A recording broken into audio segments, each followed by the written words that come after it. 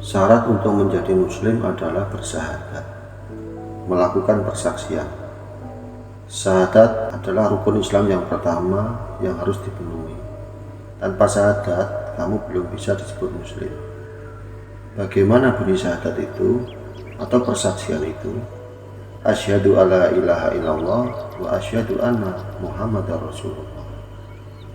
Yang artinya, aku bersaksi sesungguhnya tiada Tuhan selain Allah, dan aku bersaksi Muhammad utusan Allah. Masalah kemudian muncul ketika ada pertanyaan, apakah kamu sudah menyaksikan Allah? Apakah Allah bisa dan mungkin disaksikan? Karena jika tidak pernah menyaksikan Allah, maka persaksianmu itu palsu belaka. Untuk itu, kalangan Islam kejawen mempunyai pemaknaan tersendiri terhadap dua kalimat syahadat tersebut. Mereka menerjemahkannya sebagai berikut.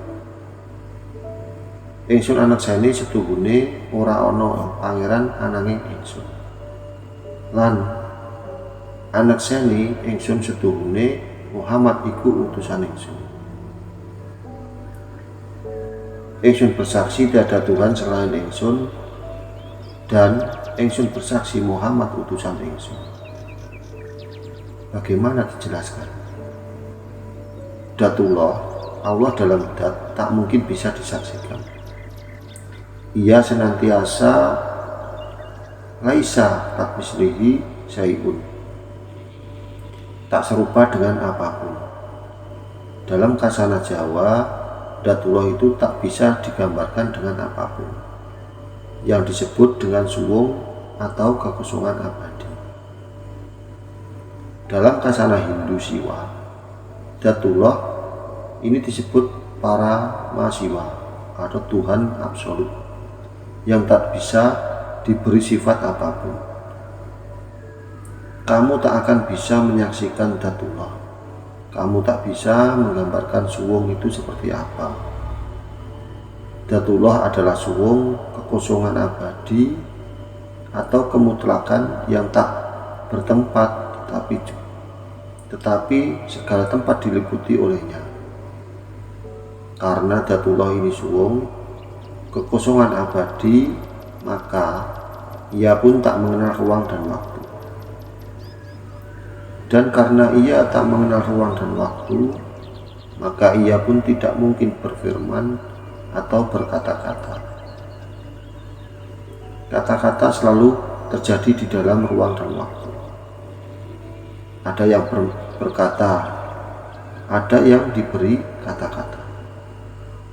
Ada jarak di sana, sementara Datullah suwung atau para Mahasiwa belum mengenal jarak.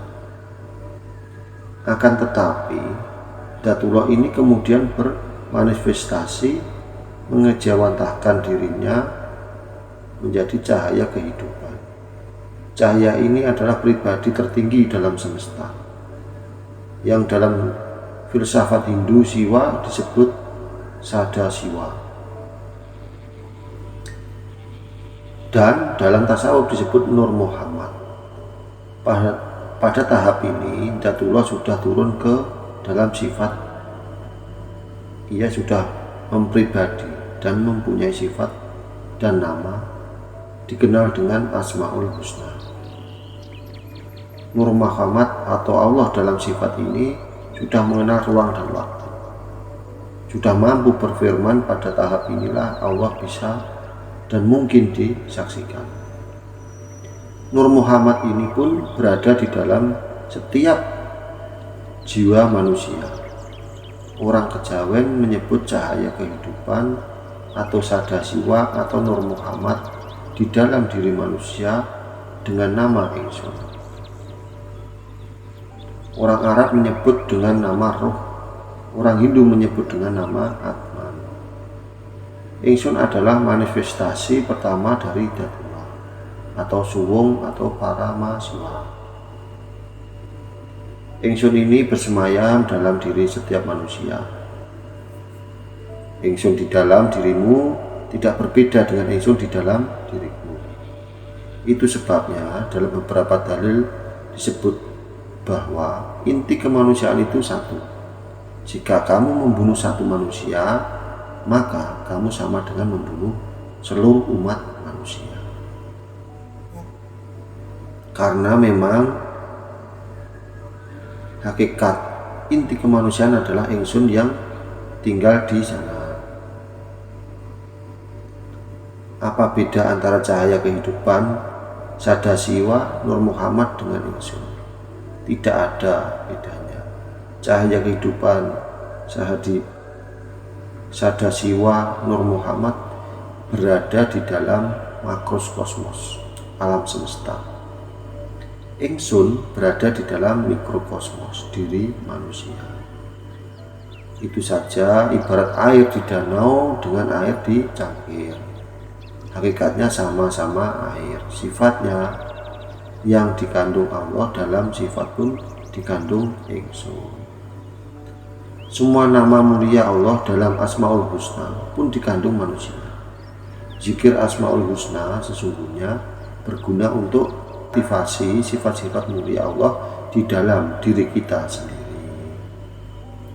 Jika kita membaca Ya Rahman Ya Rahim, yang Maha Pengasih dan Penyayang, misalnya, itu agar sifat pengasih dan penyayang mengejawantah di dalam diri kita sendiri.